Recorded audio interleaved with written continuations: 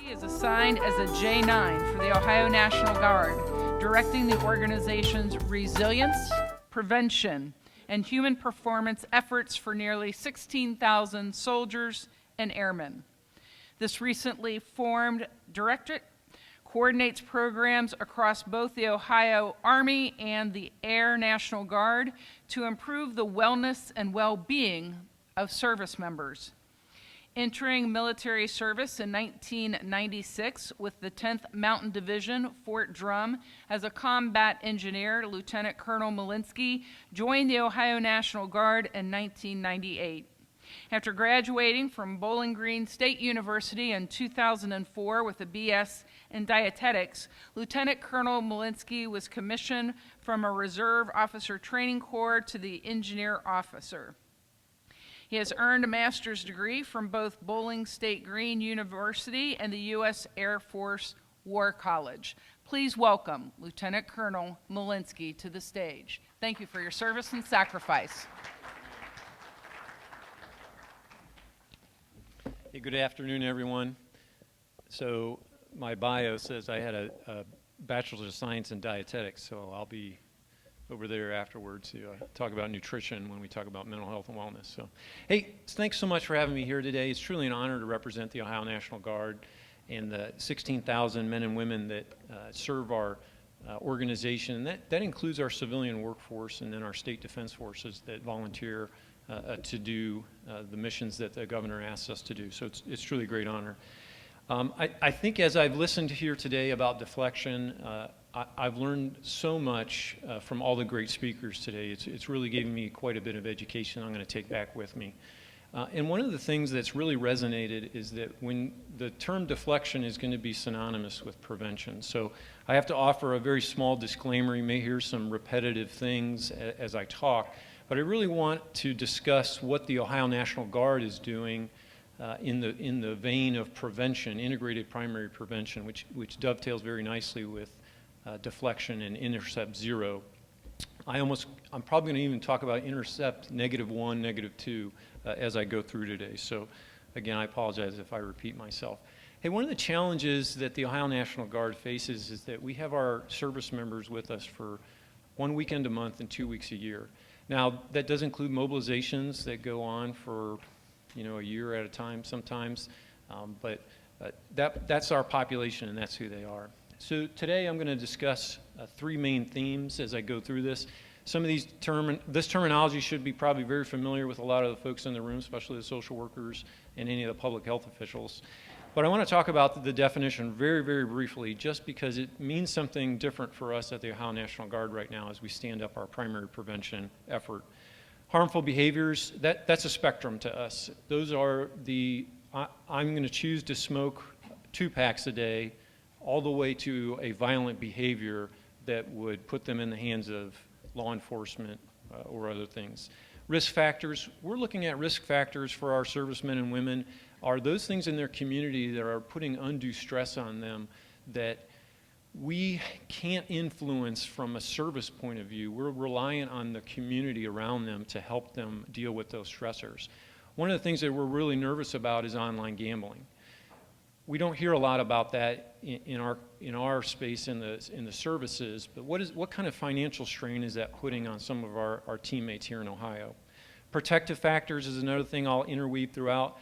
And protective factors are what can we do to arm our service members with personal skills that they can protect themselves from some of these risk factors that build up upon stress, upon stress, upon stress, upon stress, and then they choose to end up in a violent behavior or, unfortunately, some lethal tragedies. Mental health and well-being, it's said a lot. What it means to us is a little bit different than I think it sounds in other venues. Mental health and well-being to us is resiliency to come back from setbacks. We are in the business of putting people under stress because we want them to perform in very stressful situations. And their ability to bounce back from those kind of stressors is extremely important to us. And it all revolves around mission readiness. Are we available when Governor DeWine calls us? Are we available when the President calls us to do the missions that we've been trained to do? So again, a lot of these will be interwoven throughout, but what I want to do is I want to start with a real simple stage setter. Now I am going to discuss some combat operations. I'll keep it very general, but if you feel like you need to excuse yourself to collect your thoughts, no problem. If you need to find a safe space, I totally understand. So the story begins with the slide behind me is the military grid reference system map for Baghdad circa 2005. And for those of you that were there, and there's probably many of you in this room that were, or had heard about it, you're very familiar that IEDs, or improvised explosive devices, became an overwhelming threat for the services and the forces in Baghdad at that time, and throughout Iraq and Afghanistan. And one of the first things that we took a look at when we encountered this IED is something no one had ever trained us for, is we started to understand that what are the protections we need to do against these IEDs. So the first thing is, if you're going to protect yourself, what do? You armor up. So we developed all this new armor to protect ourselves from the blasts from these artillery rounds that would spray shrapnel and metal fragments against patrols and convoys. Another thing that we did was we said, what are some tactics that we can use to avoid even dealing with this extremely dangerous thing? How do we go around it? But the problem with going around it is you leave it on the table for the next person to encounter in an unpleasant way. Protection against IEDs developed into something called the counter-IED fight. And that fight was about prevention. How do we prevent improvised explosive devices from doing damage to our convoys, to our people, and equipment, and the civilians in the area? And one of the things that, well, two things I should say. The first one that was technology. Technology is going to prevent these from happening. And so we started jamming radio frequencies that were used to initiate these improvised explosive devices alongside the roads. And then the next thing that came about was, well, what if we take a closer look at the indicators about these improvised explosive devices? What if we took a different approach than waiting for it to happen? And so what we did is we developed this tactic called route clearance operations.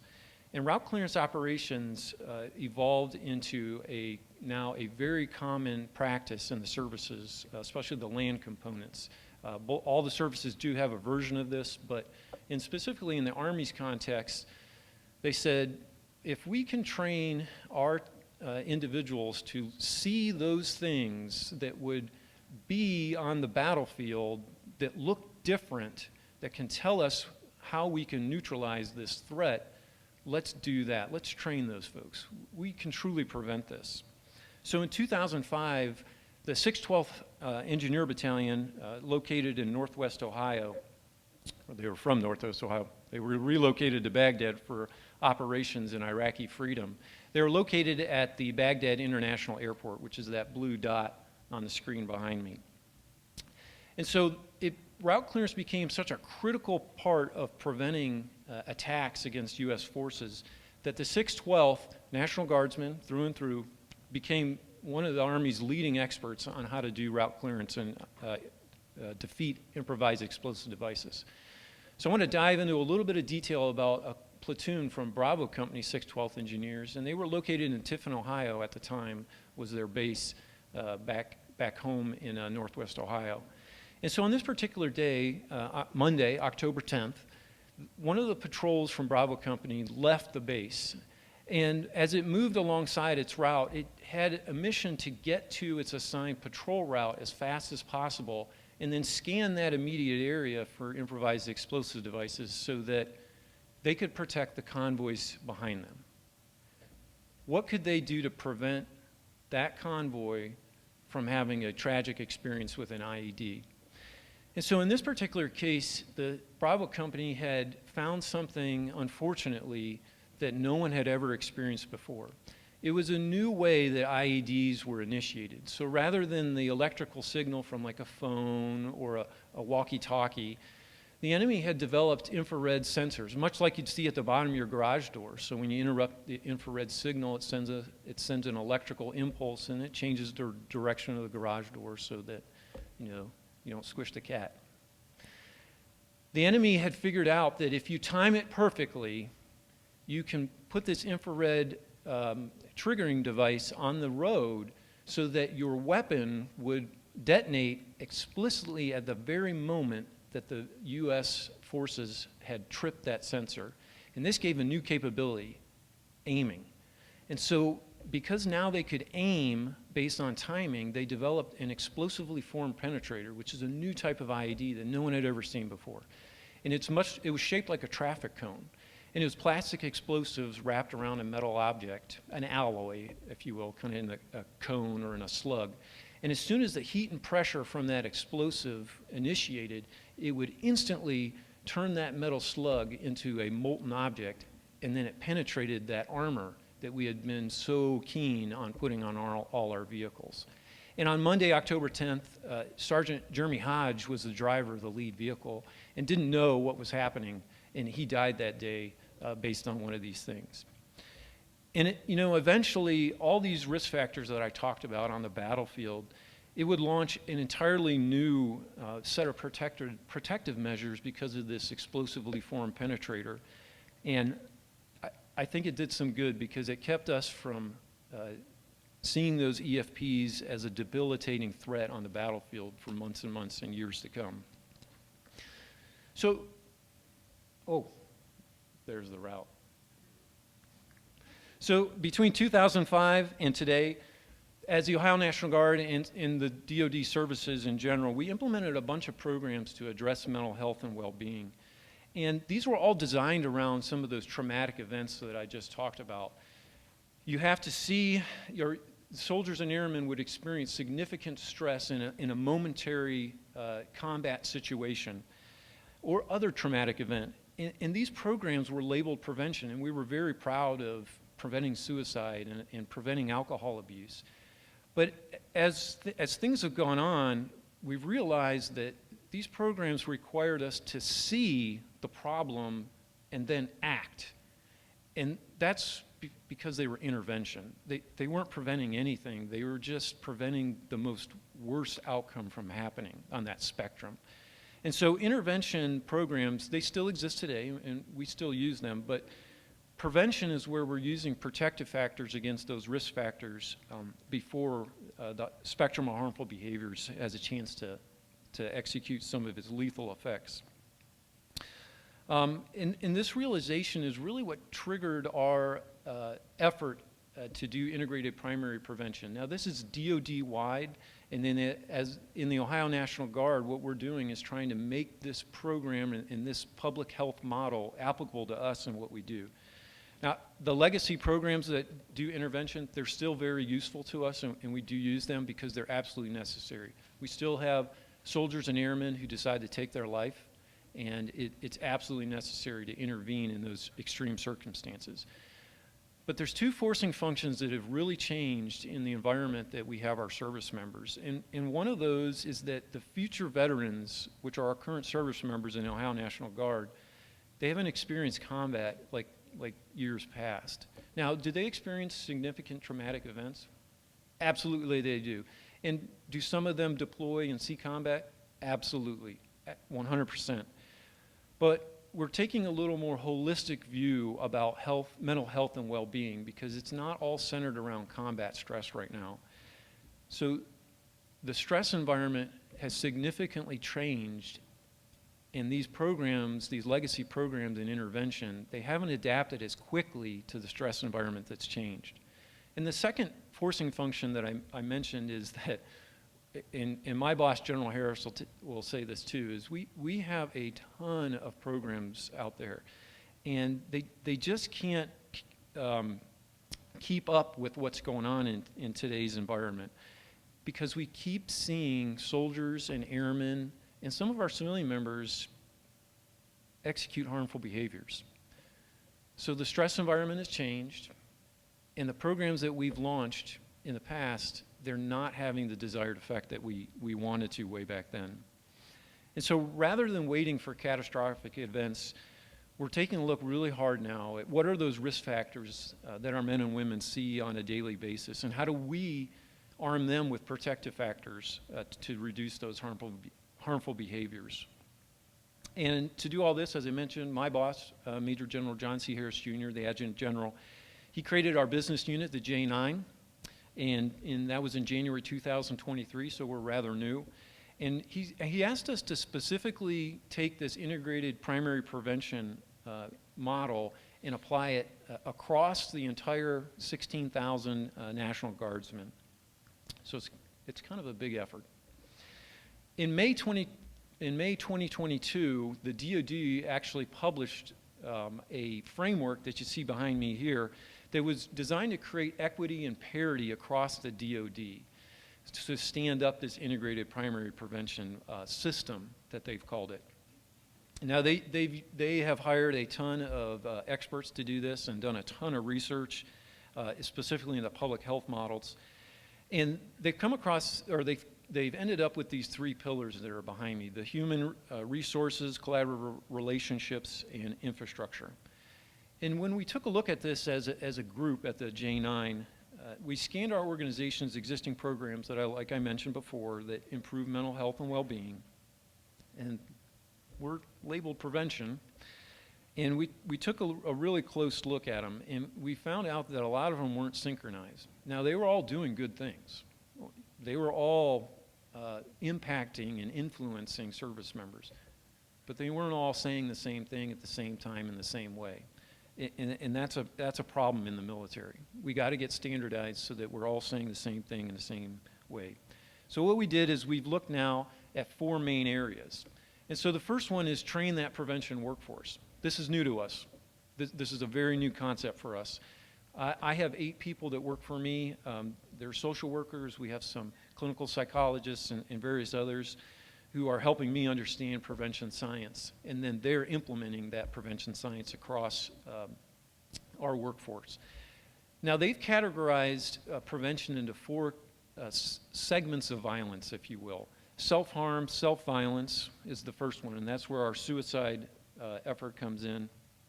And then workplace violence, sexual violence, and then finally family violence. And what we found is that a lot of the existing programs and issues that we have, they fit very well into these categories. And that's not just something of convenience. That's by very intelligent design. So again, we're saying the same thing at the same time in the same way to our service members. This is all very new to them, so we want to make sure we're making this as simple as possible. The second one up there is building collaborative relationships.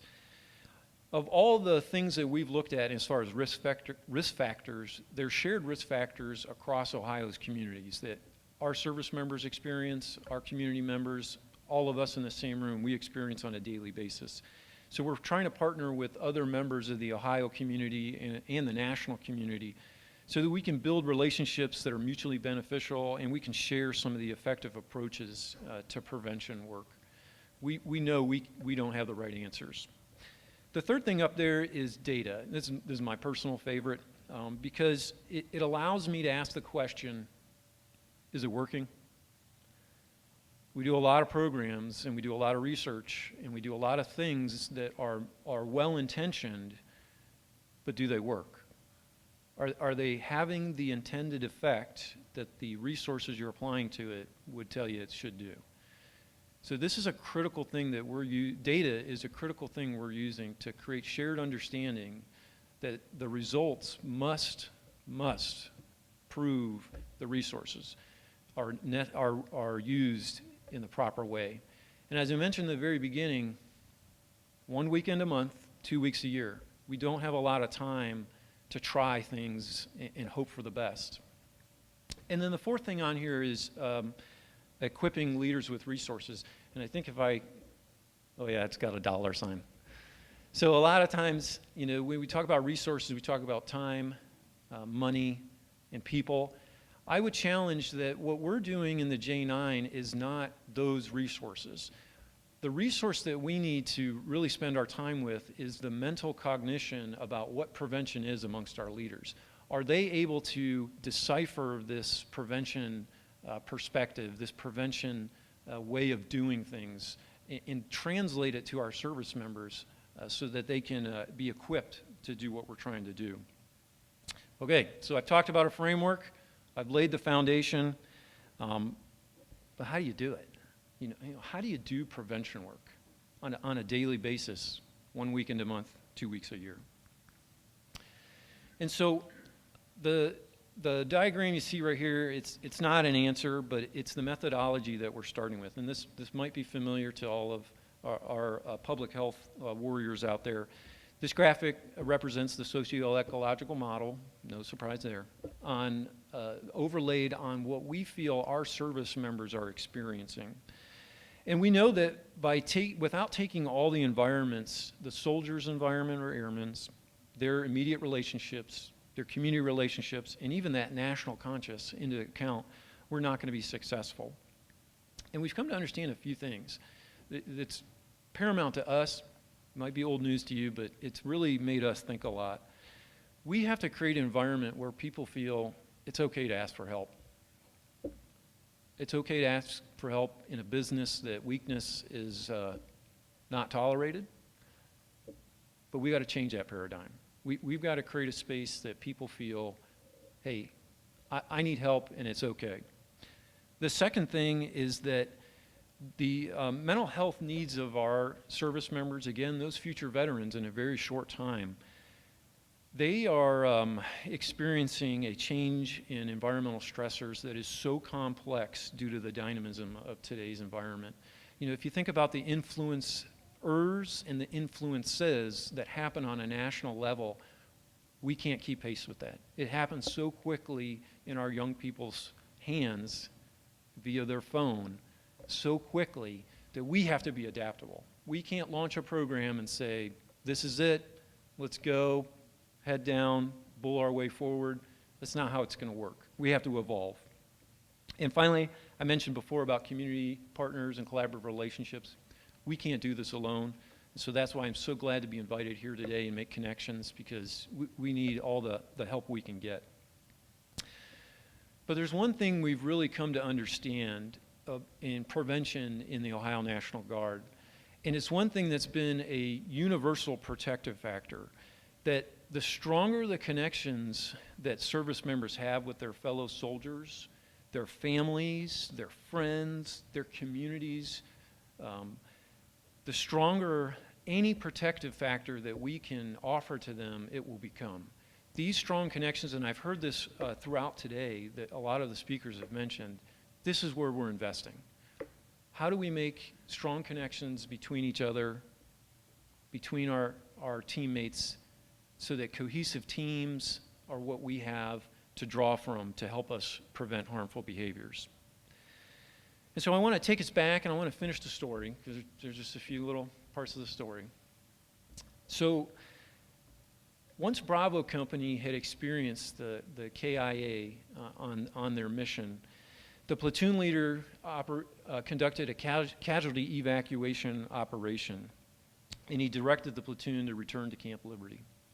And so at Camp Liberty, there were other platoons getting ready for missions that evening. And one of those platoons was 1st Platoon from Alpha Company that was located in St. Mary's, Ohio, was stationed at St. Mary's, Ohio at that time.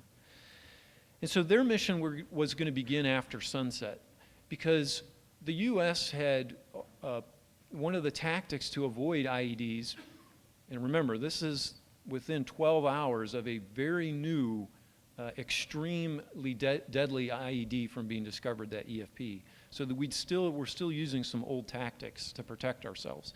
That they would run fuel convoys at night, or munitions convoys, to deliver arms and ammunition to the forces. And they would run those at night, because that was the best way to disrupt the timing of the enemy and confuse them and disorient them as to when these logistics convoys were running through Baghdad, on their way to Taji and Anaconda and some of the other bases that some of you may have served in. So the platoon leader came back to the platoon after hearing about this EFP event, and the newness of it was shocking to everyone. The radio frequency jammers didn't work. Instead of an area weapon that would just spray steel and your armor would protect you, it was a very deadly, explosively formed penetrating round. So the platoon leadership got together and they said, well, what can we do to protect ourselves? What are those things that we're going to do on this mission tonight that's going to prevent this deadly situation from occurring? So they changed their speed. They said, hey, you know what, we're going to change our speed. We're going to alternate between very slow, very fast. Because if we can disrupt the ability for the enemy to turn that infrared sensor on, then we won't have to deal with it being initiated. They planned on doing things like turning around all of a sudden. If you're a fan of Hunt for the Red October, I think they called it the Crazy Ivan. They were going to do sudden halts. They were just going to just stop the patrol. And these patrols moved at a blistering 3 to 5 miles per hour. Because what they were doing was looking on the side of the roads at the trash, at the vegetation, at the debris, and recognizing just small indicators in their environment that would tell them something was different. Something was out of place that gives us a chance to protect ourselves even further. And so when this platoon was reassigned the route where Sergeant Hodge had died, they moved and did these new tactics. And when they came across the very location, there was a road sign in the middle of the road in the median. And it was pretty obvious to the platoon that this is a very obvious way that they were timing when to initiate that infrared sensor and then the IED. And so they slowed way down. They went from 3 to 5 miles an hour down to 1 mile an hour. And as they're going forward, they recognize something's out of place. So they call forward their Buffalo, which was a vehicle with a hydraulic arm that would investigate the trash, kind of pull it aside and see if there was a dangerous thing. And as they did that, they saw something from all the platoon now is scanning their environment. Everyone's watching because you're stationary, you're very static, you're in danger because you're not maneuvering and your jamming systems don't work. So now everyone's hyper-focused on looking around them. And one of the things that they saw across the street in a gas station was a little red light. Now, I think this population, no offense, would recognize that little red light was very obvious back in the late 90s and 2005. And if you're thinking through, what does a red LED light before cell phones, what did that mean? It was a VHS camera recording the entire event. And that VHS camera was located in the back of a vehicle. The platoon quickly recognized an ambush was extremely likely, and so they attacked. They took control of the scene where the potential IED was, and they attacked the gas station and the vehicle that was obviously filming them.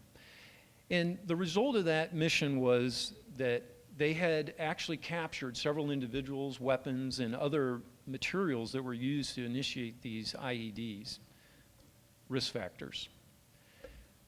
They also were able to capture another EFP, and no one had ever seen one before. So this was a big deal. And so they were able to capture this EFP and take it back to exploit it so that they can understand what was going on the battlefield. What was this new thing that we had to protect ourselves from? And so when the platoon, first platoon from Alpha Company returned back to Camp Liberty later that night, 2 or 3 in the morning, there was no high fives and there's no backslapping.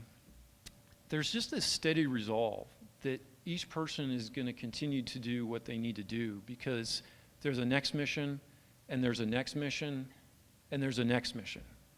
You have to keep going on. And there's that unspoken understanding that the reason why that mission was successful because everyone worked together. And we're rediscovering our ability to use a prevention mindset. We've known this for a long time, but we're rediscovering it because we knew then and we know now it can actually reduce risk factors from developing into harmful and sometimes lethal actions. And we're building on one of the most important core competencies that our services instill in our great young men and women who serve. And that's connecting individuals together. That's building cohesive teams that can go into challenging environments and solve some of the toughest problems our nation and our state has. So what I want to conclude with is Ohio Cares. And I see some fellow colleagues in the Ohio Cares community out there in the audience. Integrated primary prevention at the Ohio National Guard, it's helping us see mental health problems from a much broader perspective, and it's giving us a little bit of a chance right now to intervene before something even worse happens. It's giving us the ability to see risk factors, and we know, as I've said before, we can't do this alone. So in collaboration with a couple other state agency partners, Ohio Cares is our center of gravity. And this is where we're having veterans, service members, family members, community members, and providers connect those who need it with mental health services. It's one of our nexus, if you will, for how we, once people recognize those risk factors and how they can reach out for help. So this concludes my official briefing portion, and I'm available for questions for a very, very short amount of time. But I want to leave you with this, because I brought my colleague Joe Schwati here. We've had a lot of compliments on our uniform today, so if anyone would like to wear this uniform in a paid status, we're happy to take your phone number later today. So, any questions?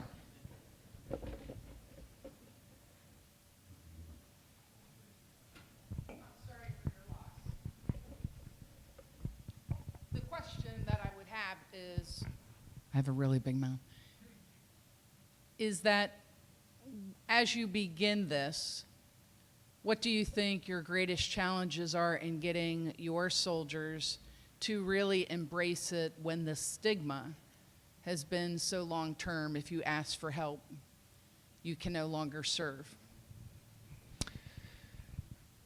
Yes, that's a real issue, and what we're doing right now is trying to avoid the conversation.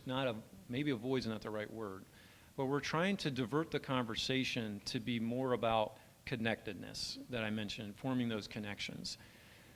We know that a lot of folks aren't going to say, and I challenge all of us in the room, do we on a daily basis say, I need help, I can't handle what's going on in my life? So we're really investing in that peer-to-peer support, that when you talk to someone at drill, which is our primary method, is that an honest and very authentic conversation?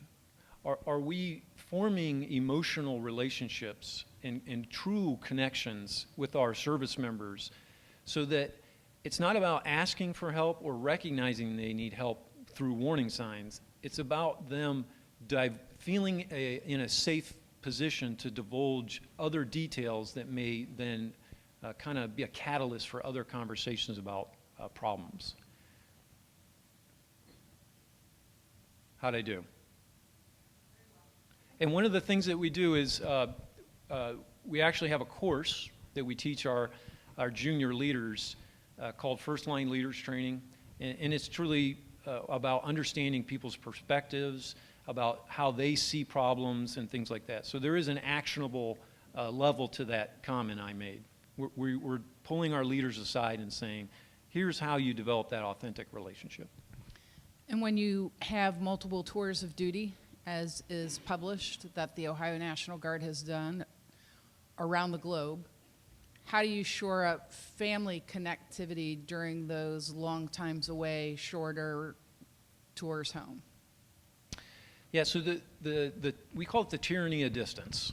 And forming a relationship on that spectrum of distance, if you will, it's one of our biggest challenges. And I'm not going to blame societal pressures or anything like that, but it's a factor in how people see their family relationships.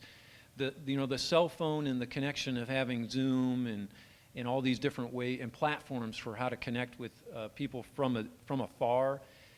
It's given the soldiers and the airmen the ability to rely on that to continue their connection.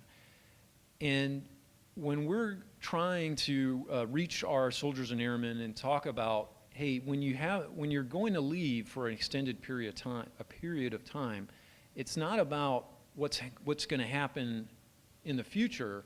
It's about what you do today to prepare those men and women that are left behind as husbands, wives, and children. It's what do you do today? How do you establish real, true connections today with the people around you so that that tyranny of distance, when Wi-Fi isn't available or phone calls aren't available, that you have a foundation that will keep that relationship strong. That's part of that first line leaders course that I mentioned. There is an actionable component. It's not perfect, but it's, again, relationships, and they're founded on a good quality building blocks. Did you have a question?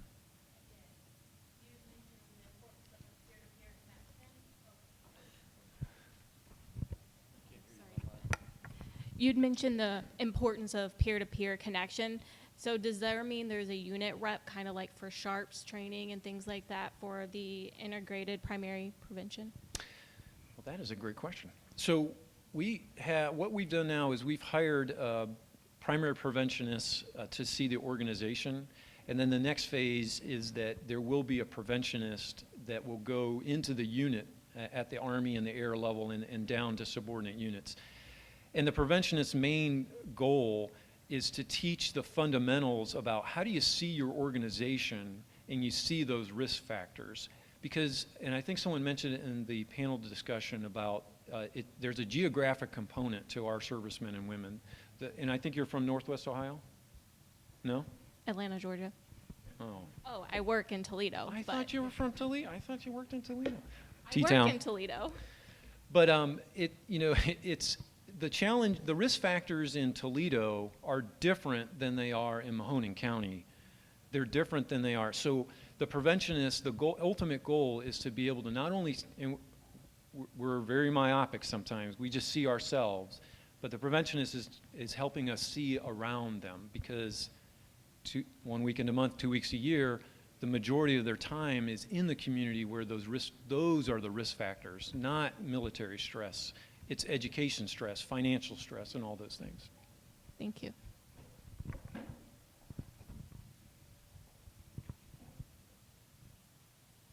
All right. Well, hey, thanks so much for your time and attention today. Jeremy, I think I gave you 5 minutes extra. All right.